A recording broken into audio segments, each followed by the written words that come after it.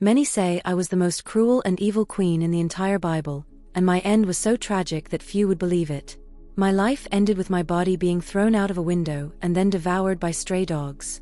Hello, my name is Jezebel, and this is my astonishing story. I was a Phoenician princess, the daughter of King Ethbal, and I became the queen of Israel when I married King Ahab. When I arrived, I brought with me the worship of Baal and Asherah, gods from my homeland, and I used my power and influence to persecute and eliminate the prophets of the God of Israel. My ambition had no limits. I manipulated my husband and used every means at my disposal to consolidate my power. One of the cruelest episodes of my life was when I devised a plan to have a humble farmer named Naboth killed, just to take over his vineyard. However, my actions did not go unpunished. The prophet Elijah confronted me, and although I tried to destroy him, his words of judgment were not ignored in heaven. My end was one of the most tragic told in the Bible, just as Elijah had prophesied, and my name became a symbol of idolatry and evil. I invite you to stay until the end to learn the full story of my life and to gain valuable lessons for your spiritual growth. I am Jezebel, and my story begins in the rich city of Sidon, where I was born into royalty as the daughter of Ethbal, king and priest of Astarte. From a young age, I was taught the rituals and customs of the court, preparing me to influence the fate of nations. The politics of those times were a delicate game of alliances and power. When I was still young, my life took a decisive turn. My parents arranged for me to marry Ahab, king of Israel, as part of a political alliance to strengthen ties between our kingdoms. This marriage not only took me to a foreign land, but also marked the beginning of my influence over the history of Israel. My arrival in Israel was met with curiosity and, in some circles, with disdain. I brought not only wealth and a valuable political connection, but also my deeply rooted religious beliefs. The worship of Baal and Astarte, gods of fertility and nature, was an important part of my identity, and I wasted no time in working to establish these cults in my new home. With Ahab's support, I built temples and altars to Baal, drastically changing the spiritual landscape of Israel. This decision was not just personal, but strategic. In those days, religion and politics were deeply intertwined, and controlling the faith of a people was as important as controlling their armies and economy. However, I was not naive about the tensions this would cause. Israel was a land with deep loyalties to Jehovah, and my open promotion of foreign deities sparked conflicts and controversies that would echo for years. It is curious how history often simplifies people. I have been portrayed as a villain or a religious fanatic, but few recognize the complexity of the decisions I made or the challenges of being a foreigner in an unfamiliar kingdom. Reflect on how the decisions you make can be interpreted in ways you never anticipated. Are your decisions shaping your world for the better, or are they merely serving your immediate interests? Through my story, I hope to offer you a window into the reality that every action has an echo in history, and each choice, no matter how personal it may seem, has the power to influence the fate of many. From the moment I arrived in Israel, my mission was clear: to establish the worship of Baal and Astarte, the gods of my homeland, in the midst of a society deeply rooted in its faith in Jehovah. It was a difficult task, but with firm belief in my gods and the importance of religious diversity, I passionately dedicated myself to my greatest purpose. Building temples and altars dedicated to Baal in Samaria was not just an act of religious devotion, but also a strategy to more deeply integrate Phoenician and Israelite cultures. These temples were not only places of worship, but also centers of political and social power that fostered alliances between local and foreign elites. With Ahab by my side, supporting every decision, the worship of Baal grew in importance and influence, and with it, my power and status as a great queen. However, my religious and political fervor was not welcomed by everyone. The prophets of Jehovah saw me not only as a political adversary, but also as a spiritual threat to Israel's identity. This tension escalated into open warfare, and I did not hesitate to defend my faith with the same intensity with which they defended theirs. I ordered the persecution of these prophets, seeing them as direct obstacles to the unity and progress of our kingdom under the protection of my god Baal. It's fascinating, and at times discouraging, how actions can be misunderstood. My efforts to strengthen the kingdom through religious and cultural diversity were seen by many as a usurpation of tradition and a disregard for the established faith. But is resistance to change always justified?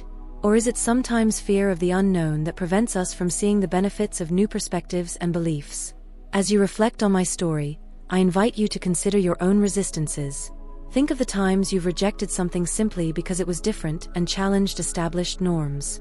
Was your resistance a defense of what you believe is right, or was it a barrier that prevented you from growing and understanding? My defense of Baal reflects a chapter in the history of humanity where the conflict between tradition and innovation played out on the stage of faith and power. It is a reminder that our beliefs shape our actions, and in turn, the world around us. My life has been a series of battles, not only for power but also for faith. Of all the conflicts that marked my reign, none was as decisive as my confrontation with Elijah, the prophet of Jehovah. This chapter of my life not only shows the intensity of the religious beliefs of that time, but also the clash between two completely opposing worlds. The confrontation reached its peak on Mount Carmel, a place that now symbolizes the confrontation between devotion to God and human resistance. Elijah challenged my prophets of Baal to a spiritual test to prove who was the true God. The challenge was simple: the God who responded with fire would be recognized as the one and only true God. I accepted this challenge not only to defend my faith, but to show the supremacy of Baal in the eyes of Israel. With the citizens of Israel and King Ahab as witnesses, the prophets of Baal cried out and performed their rituals from morning until evening, but there was no response. Then it was Elijah's turn, who even soaked his altar with water to make the challenge even more difficult. With a simple prayer, the fire of Jehovah descended and consumed the altar, leaving everyone astonished and causing a devastating turn in the efforts I had begun in my youth. My reaction was one of deep anger. The humiliation suffered by the god Baal and by myself in front of thousands of people was a direct blow to my influence and my attempts to integrate our beliefs into Israel. In a fit of fury, I swore to take revenge on Elijah, promising to take his life as soon as possible. This showed the danger of letting emotions control our decisions. This episode taught me a hard lesson about power and its limits. In the world of politics and religion, victories are often temporary, and what seems like an assured triumph can quickly turn into defeat. The ability to adapt and re-evaluate in times of crisis is vital, a lesson I learned the hard way. Now I invite you to reflect on your own battles. Are you fighting for causes that truly matter? Are you willing to reconsider your positions when circumstances change? Sometimes the greatest growth comes from our ability to adapt and learn from our defeats. My confrontation with Elijah was not just a clash of divine powers, but a lesson in human complexity. At the intersection of faith, power, and pride, we find our most difficult trials and our deepest lessons. One of the most well-known and controversial episodes of my time as queen was the incident of Naboth's vineyard, which took place after the event on Mount Carmel. This episode of my life strengthened my reputation as a manipulator and ruthless ruler, but it also shows the determination with which I defended what I considered beneficial for my kingdom and family. Naboth of Jezreel owned a vineyard that my husband, King Ahab, wanted to turn into an herb garden because it was very close to our palace. However, Naboth refused all offers, holding on to his right of inheritance, which greatly frustrated my husband Ahab. Seeing my king dejected by Naboth's refusal and with the desire to secure more power and comfort for us, I decided to intervene in an unusual way. I used my influence and resources to organize a banquet, where I falsely accused Naboth of blasphemy against God and the king. As a result, Naboth was executed by the people, and his vineyard passed into the hands of my husband Ahab. Although this act was extreme, it reflected the harsh realities of power in those times, where the ends often justified the means. Using my authority to manipulate and ensure my husband's desires can be seen as an act of loyalty and defense of royal power, but it also earned me the hatred of many, including the prophet Elijah, who predicted the fall of our house as punishment for our wicked actions. This moment was a turning point, showing how decisions driven by ambition can lead to fatal consequences. In the pursuit of our desires, how far are we willing to go? And what are the true costs of our victories? Through my story, observe not only the glories of power but also the shadows that accompany it. This chapter of my life shows my determination and the extent of my influence, but it also serves as a reminder that acts of power are rarely free of consequences. In the Game of Thrones we play, every move has its price, and often that price is paid with our own soul. Although my life was marked by power and determination, like all stories, mine too had to come to an end. This final chapter of my existence reflects both the tragedy and the destiny that had already been prophesied by God. After the death of my husband Ahab, the throne of Israel passed to our sons, and I continued to exercise my influence as Queen Mother. However, the times were changing, and the wind brought with it rebellion and vengeance. The rise of Jehu, anointed by Elisha, the successor of the prophet Elijah, as the new king of Israel, marked the beginning of the end of my reign and the dynasty I had fought so hard to strengthen. Jehu, determined to eliminate the worship of Baal and restore the exclusive worship of Jehovah, began his reign with a brutal purge against the house of Ahab. Knowing that my end was near, I prepared myself with the dignity that my status deserved. I painted my eyes, arranged my hair, and dressed in my finest clothes, ready to face my fate to the very end, not as a victim, but as the great queen I had always been. From the window of my palace in Jezreel, I saw Jehu enter the courtyard. Without fear, I confronted him and challenged him, reminding him of the story of Naboth and questioning his justice. But my challenge was in vain. My fate was already sealed, and Jehu ordered my own servants to throw me out of the window.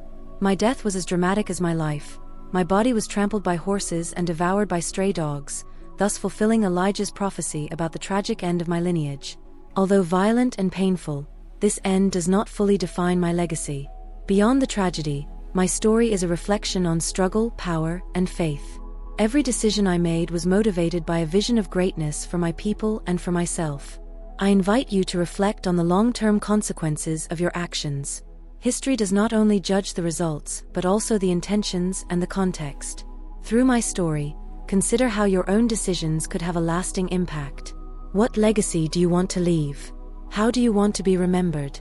At the twilight of my life, I invite you to look beyond the shadows and seek the light in every story, even in the most turbulent ones like mine. My name is Jezebel, and this was my astonishing story. I was the protagonist of events that deeply shaped the kingdom of Israel. My life was full of great rises and painful falls, with ambition, faith, and power as the pillars of my story. Through it, there are important lessons that not only illuminate the past, but also the complexities of the human spirit. First, resilience in the face of adversity is key. Throughout my life, I faced constant opposition and challenges, especially from those who questioned my beliefs and position. In every trial, my determination never wavered. I always sought ways to maintain my influence and achieve my goals. This strength is something anyone can cultivate by learning to stand firm in the face of life's difficulties. Second, power and influence come with great responsibility. Although my actions to promote the worship of Baal were motivated by religious conviction, I often did not consider the consequences they would have on others and the kingdom. This aspect of my story serves as a reminder that our decisions impact others, often in ways we do not foresee. It is essential to find a balance between our desires and the well-being of everyone. Third, history is written by the victors, and understanding this helps us view the events of my life with more compassion. Although I was judged and condemned by my enemies, my story shows that there is always more than one side to every event. Recognizing this complexity helps us be more empathetic and fair in our own lives. My story is told in the book of 2 Kings in the Bible, where the chronicles of the kings of Israel and the fates of the people they ruled are recorded. These texts not only document my life and death, but also invite spiritual and ethical reflection. In conclusion, I invite all who hear my story to seek wisdom in their own lives, learning both from the successes and the mistakes of those who came before. May my story serve as a beacon to guide your personal meditation and spiritual growth, always remembering the risks and opportunities that power and faith can bring. Now, I invite you to click on the screen to discover the story of Samuel, a key figure in the Bible.